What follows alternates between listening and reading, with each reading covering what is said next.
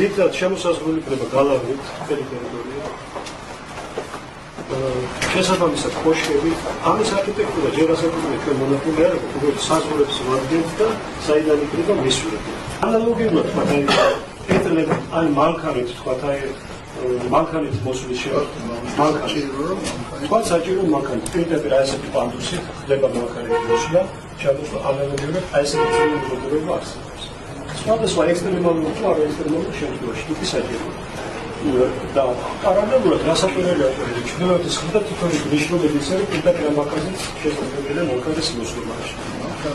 უდიდესი უჭირს და თქვა ეტალებითაც არიან შეუძლიათ აი ამ პანდუსებით სიარული. აქ ახლა როგორ ხდება იცით რომ აი ეს ვაქანი მანქანას ჩვენ გვაქვს რამდენიმე შესასვლელი. ყველა კარიბჭიდან შემოდის და ესეთი წრიული მოძრაობა აქვს მანქანას და მანქანას ეკრება აქედანაც და აი აქ ერთი კოშკის აი ამ კოშკიდან აი ესეთი ესეთი წვიმა კარიბჭა საიდანაც ყოველ ეს ძალიან მნიშვნელოვანი შეხვედრა იყო. ჩვენ უკვე ვხედავთ წმინდა სამების ტაძარს. ძალიან ინტენსიურად შენდება მთელი საქართველო და საქართველოს გარეთ ცხოვრები ქართველები აქტიურ მონაწილეობას მიიღებენ აი ამ დიდებული 1000 წლეულის ტაძრის მშენებლობაში.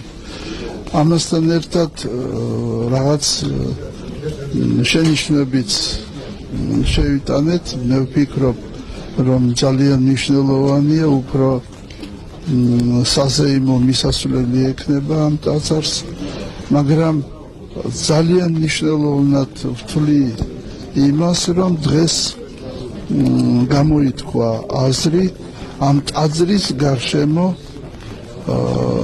განაშენიანების შესახებ და იქვე ახლოს უნდა იყოს ალბათ პრეზიდენტის სასახლე, ეს უნდა იყოს არა მარტო სულიერი ცენტრი, არამედ პოლიტიკური, კულტურული და მეცნიერული ცენტრი და იმიტომ რომ ძველ დროს ეს იყო სამეფო ადგილი და ამ ადგილმა უნდა დაიკავოს თავისი ფუნქცია.